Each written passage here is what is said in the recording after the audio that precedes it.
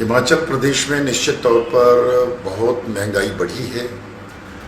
लोग पहले से महंगाई से चिंतित भी हैं, दुखी भी हैं।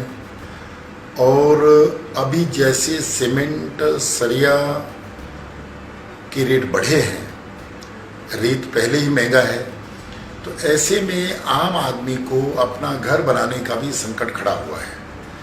लोग इसके बारे में बहुत चिंतित हैं। लोगों को समझ नहीं आ रहा है कि बेतहाशा ऐसे रेट बढ़ रहे हैं जिसके बाद सरकार जैसे लगता है हाथ पर हाथ धर के बैठी हुई है। मैं समझता हूँ कि जहाँ बाकी चीज़ों के रेट बढ़ रहे हैं, जीवन उपयोगी वस्तुओं के बढ़ रहे हैं, वहाँ जिन चीज़ों का लोग अपने मकान बनाने और बाकी चीज़ों में उपयोग है, उनके भी रेट बेताशा बढ़ रहे हैं। सरकार नाम की चीज़ नज़र नहीं आती जो इन चीज़ों पर लगाम लगाए, लोगों को राहत दे।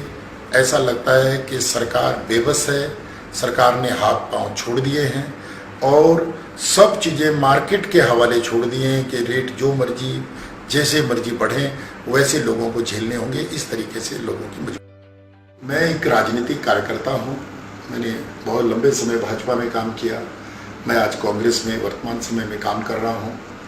निश्चित तौर पर पिछले 3 साल से मैं महसूस करता हूँ कांग्रेस में जितना मुझे सक्रिय होना चाहिए था उतनी सक्रियता से जिम्मेदारी न होने के कारण मैं नहीं हो पाया और इसकी ज़रूर टीस मेरे मन में है।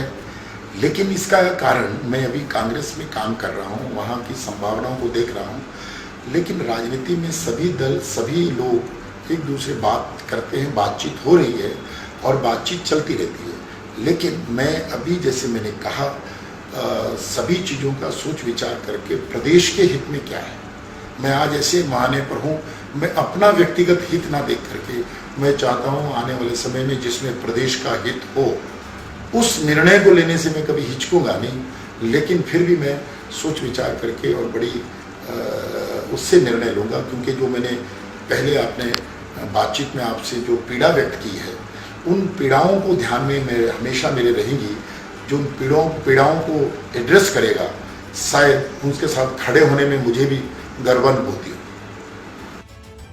और मैं ये निवेदन करना चाहता हूँ कि भाई कम से कम नौजवानों के जख्मों पर नमक नहीं छिड़कना चाहिए। पद खाली हैं आपके, आप उनको भरो। आपने आउटसोर्स के बारे में कहा कि हम नीति बनाएंगे, नीति बना के कुछ उनके सामने लाओ। लेकिन मुझे बहुत से नौजवान मिलते हैं, कहते जी हमें तो बस ऐसे ही गुमराह किया जाता है, घुमाया जाता है, चलाया जाता है और उसी के सहारे हम 5 साल काट दिए।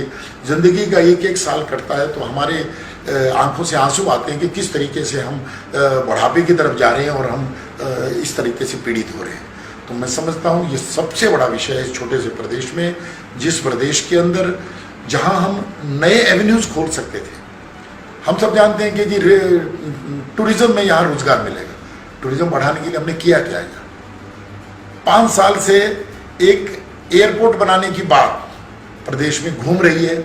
हवा हो गई, सरकार, चुनाव आ जाएंगे, एयरपोर्ट वहीं का वहीं रहेगा। पिछले 15 साल से कभी वो मंडी, कभी हमीरपुर, कभी बिलासपुर, ऐसे घूमते घूमते वो एयरपोर्ट की ऐसी दुर्गति हो रही है। इसी तरीके से टूरिज्म में हमारे यहाँ पर इतनी बड़ी झील बिलासपुर में थी, बड़ी शुरू में घोषणाएं आई कि यहाँ से हम तत्ता पानी के लिए चलाएंगे, नौजवान इसमें लगेंगे, बोट्स बनेंगी।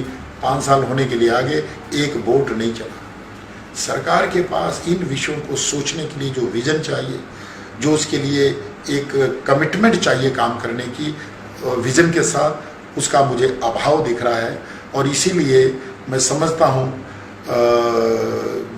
इस प्रदेश का बहुत बड़ा दुर्भाग्य है कि ये प्रदेश एक ऐसी गलत संभावनाओं की तरफ बढ़ रहा है। मंडी लोकसभा के मुद्दों पर कांग्रेस, भाजपा और आपके बीच बड़ी बहस। दिनांक 25 अप्रैल साढ़े 4 बजे से। स्थान सेरी मंच मंडी। लाइव प्रसारण फेसबुक, यूट्यूब और ट्विटर पर एक साथ, जहां जनता का पक्ष रखेंगे मनोज ठाकुर और मुकुल देव वृक्षपति। डिबेट के बीच ऑनलाइन वोटिंग और जनता को सवाल पूछने का मौका। ज्यादा जानकारी के लिए संपर्क करें